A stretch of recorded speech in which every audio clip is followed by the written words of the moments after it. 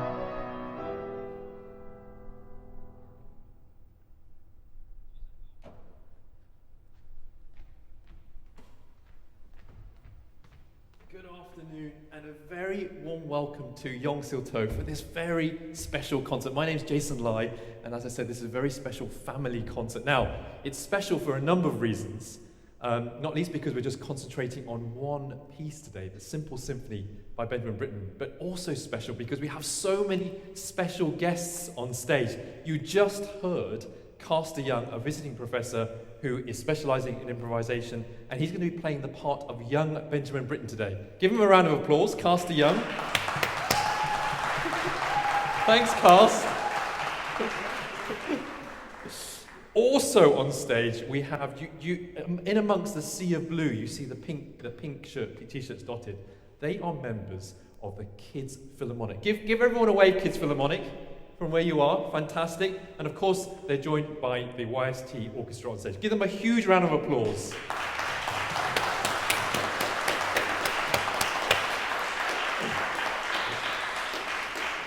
So, just one piece today, the Simple Symphony by Benjamin Britten, an incredible work written when he was just 20 years old. And already that you'll hear in this amazing piece, this sense of creativity and this very distinctive voice at a very tender age. But what's even more interesting is that the basis of the music for the Simple Symphony he wrote when he was just around 10 years old. Can you believe it?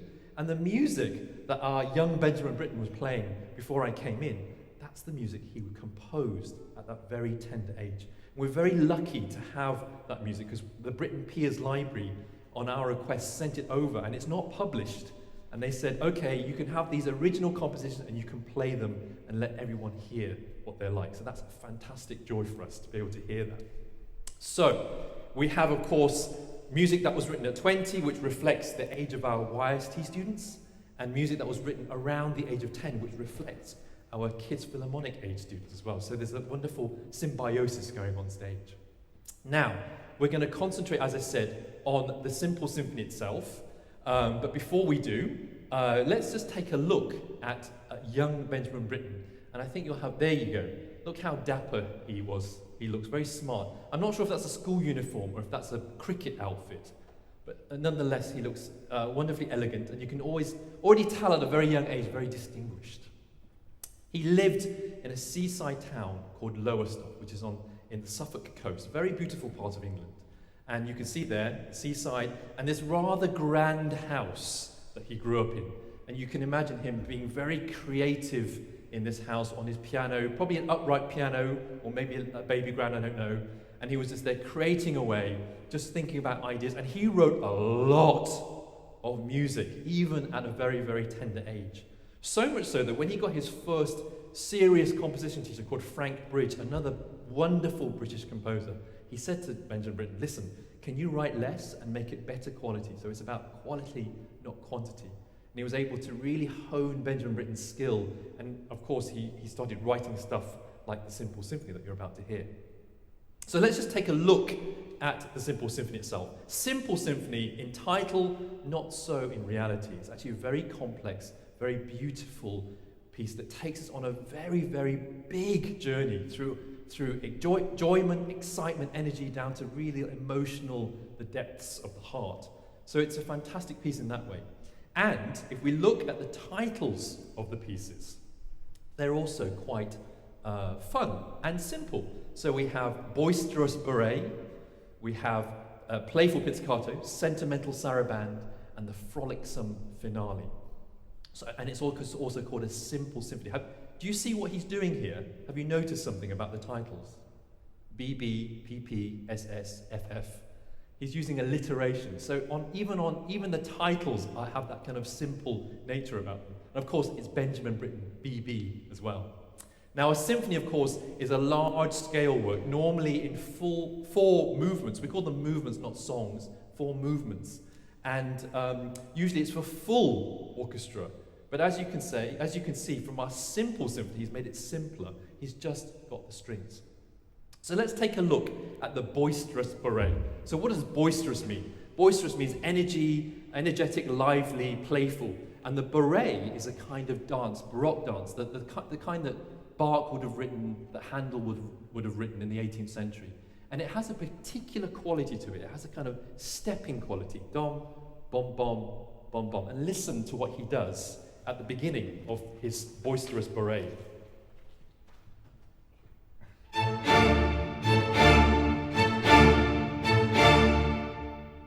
So he has that stepping quality, pom, pom, pom, pom. Straight after this, he has quite a serious melody for the cellos, which starts kind of low down and kind of goes up. Listen to this serious melody. So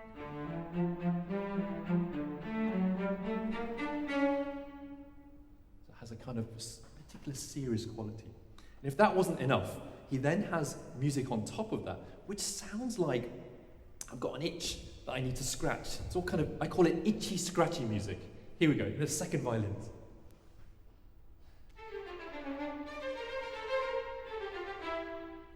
Feels like you've got an itch somewhere that you need to scratch. Let's hear all those elements together, the pom-pom, the serious melody, and the itchy, scratchy music.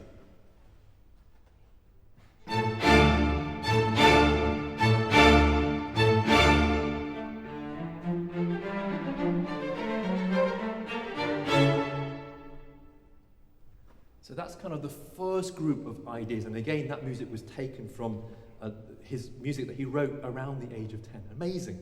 Now, in each of these movements, they have 2 words in the titles, but they also have 2 kind of main melodies. So that was the first kind of idea. And the second idea in this movement is a theme that kind of sounds very pleased with itself. Let's hear that.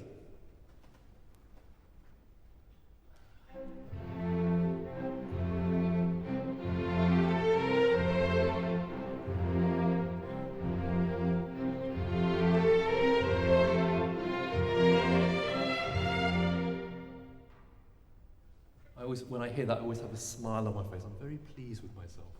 So let's play the Boisterous Beret. Listen out for the pom-pom, the stepping sound of the serious melody, of the itchy, scratchy music, and this very lovely, pleased with itself melody. And see how Britten takes those ideas apart to put them back together again in a very exciting and boisterous way.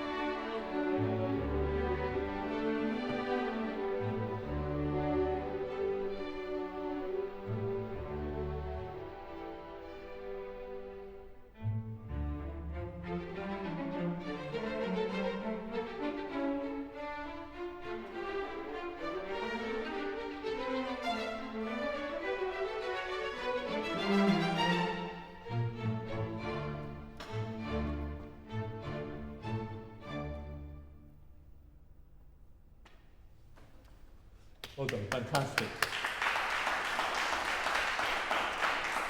That was our boisterous parade. Now on to our second rubric, which is called Playful Pizzicato. So we all know what playful is, but what's pizzicato? So I'm going to go over here now to my friend here, Marcus. I'm going to go around this microphone here. Marcus, you're the leader of the Kids Philharmonic. How are you today? I'm good, thank you. Good, it's good to see you. Now, you play the violin, and I want you to demonstrate what pizzicato is. So, this is a very nice instrument. Where's your instrument from? It looks fantastic.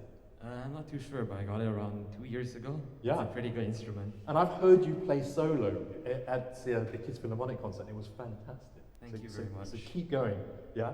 Great. Now, can you show me what pizzicato is? Or tell me what it is first. Well, it's basically when you play your instrument without a bow, and so it involves plucking the string with either your left or right hand. Right, so we don't use the bow, we put the bow down and we pluck. So let's hear this.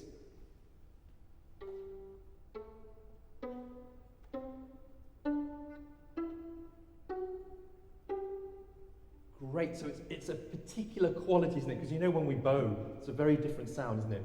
How would you characterize the pizzicato sound? I see it's a bit sharper than if you were to use the bow. Yeah. And in the way Benjamin Britten wrote this piece, I think it really brings out the playful quality of this movement. I agree with you, it's so fantastic. And there are different ways of pizzicatoing, right? Because sometimes you can play pizzicato with your nail and make a bit more brighter sound. Can we hear that? Wow, it has a real definite presence. And then we have this thing called Bartók bits. Now Bartók, as a composer, invented this sound where we have the string that slaps against the fingerboard, which sounds quite violent, but it's a very lovely effect. Let me hear that as well. There you see, you can hear that twang. Thank you very much, Marcus. That's fantastic. So yeah, give him a round of applause. So we know a bit more about what pizzicato is, and this is playful. And from the very start, you hear this kind of game happening between the orchestra. Let's hear the game between the seconds and the violas right at the beginning.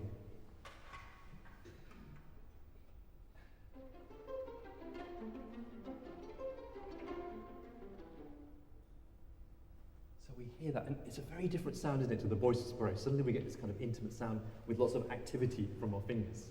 So he plays around with a lot of that in the first section. In the middle section, which is called the trio, we have a very different sound. And you recognize the beginning of that middle section by what happens down here. Let's hear this.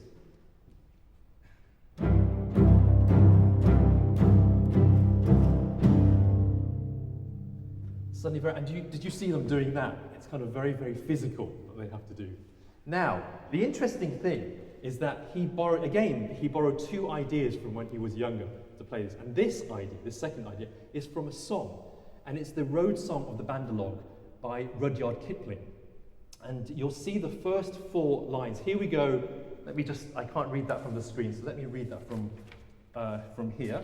It's, here we go in a flung festoon, halfway up to the jealous moon. Don't you envy our pranceful bands? Don't you wish we had extra hands?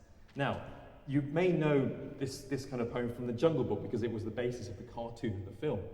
And this particular poem is about the monkeys swinging from the trees, hence the pranceful bands, the playful bands, and our extra hands.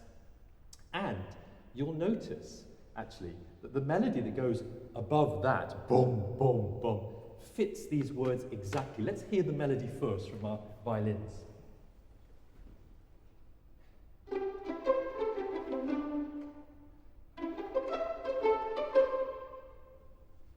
Do you hear that? It has a kind of catchy quality. So, don't you envy our pranceful bands? Don't you wish you had extra hands? So why don't we say that together? And I know the orchestra is also going to help me on this. So let's just use those two lines rather than the top two lines. Don't you envy our pranceful bands? Here we go. Re and. Don't you envy our pranceful bands? Once more with vigor. Don't you envy our pranceful bands? It's the P and the B that's really hard to say here. 1, 2.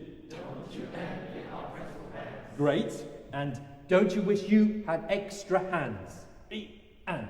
Don't you wish you had extra hands? I do wish I had extra hands. Yes, I do. So, now, let's hear that. Why don't you sing along those words with the violins now? So let's have the violins play this, and you can kind of sing those words along. And you can as well. Here we go. And.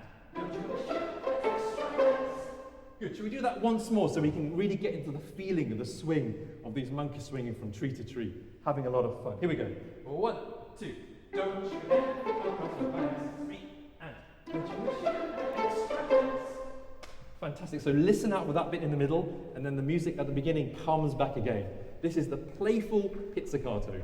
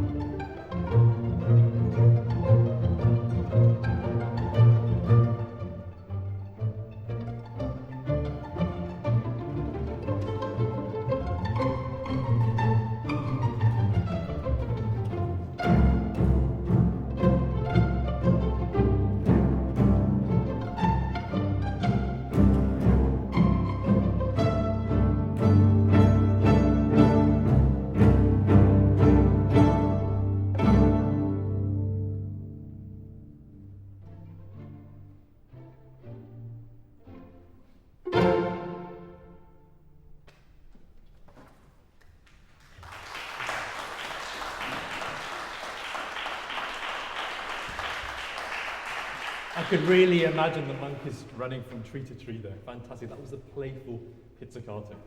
Now, as you can imagine, as you've heard already, Britten was very much a child prodigy. He was writing music like that at the age of 10, the piano music. That's incredible. So it's not surprising it morphed into something like this, written at the age of 20. So there's that extreme curiosity and creativity, and that's something we really cherish here at YST. We encourage our students to really be creative and curious in everything they do, whether it's orchestra, chamber music, even their essays. We like to have that sense of curiosity and creativity. Now, musically, you can be very creative by improvising. That's one of the wonderful things we can do. And all it requires is sometimes you can just set up a very, very easy rhythmic riff Benjamin Britten, can you just set up a little easy riff for us, please?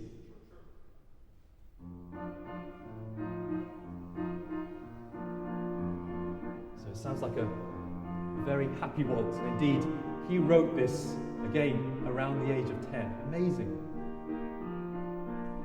And so, you can definitely easily improvise with this. You can just create melodies over the top. There's no right or wrong. It's just being brave and trying stuff out. And indeed, we have students from YST about to improvise on the Happy Waltz.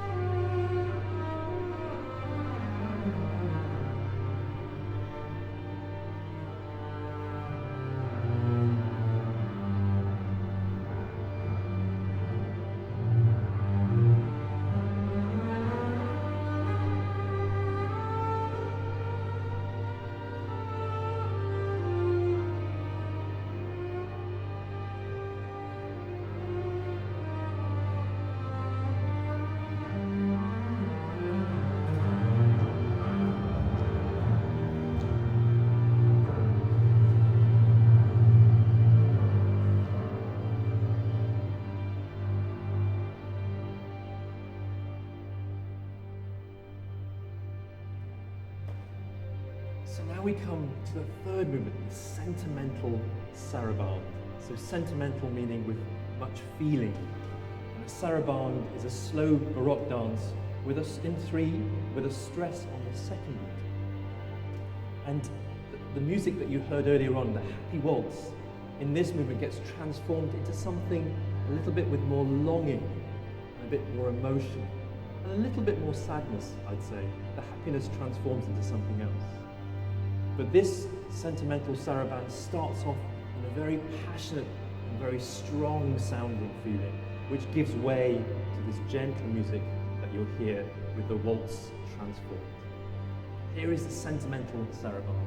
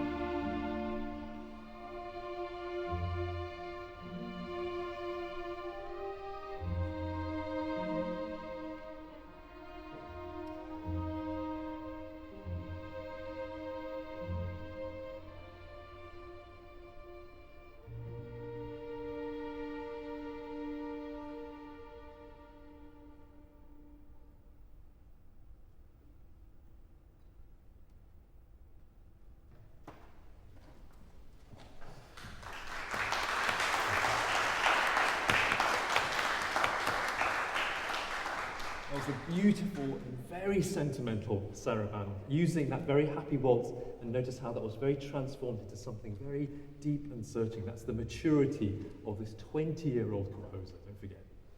So we come to our frolicsome finale. Every good piece needs a good, solid and energetic ending, and what better way than this frolicsome finale? Frolicsome meaning full of energy, full of liveliness, and full of vitality.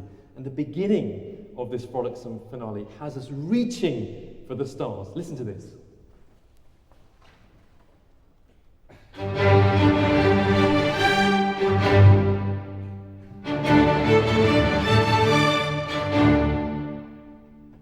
So already we know we're in for a good time, a roller coaster ride.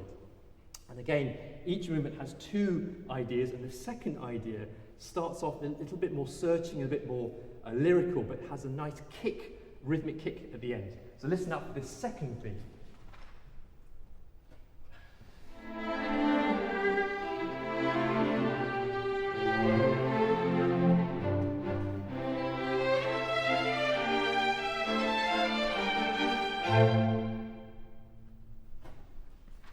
So listen up for the reaching for the stars and that kind of very lovely searching melody with that rhythmic kick. This is a frolicsome finale.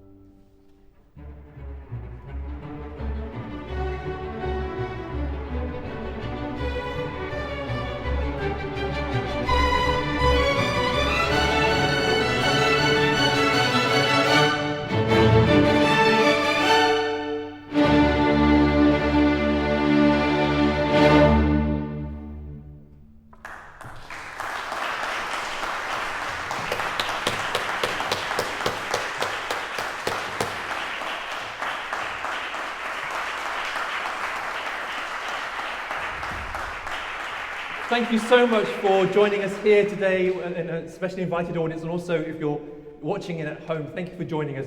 We hope you've enjoyed this kind of foray into this wonderful piece. And if you want to explore more music by Benjamin Britten. Here's some suggestions. Young Person's Guide to the Orchestra, A Ceremony of Carols, and the 4 C interludes from Peter Grimes.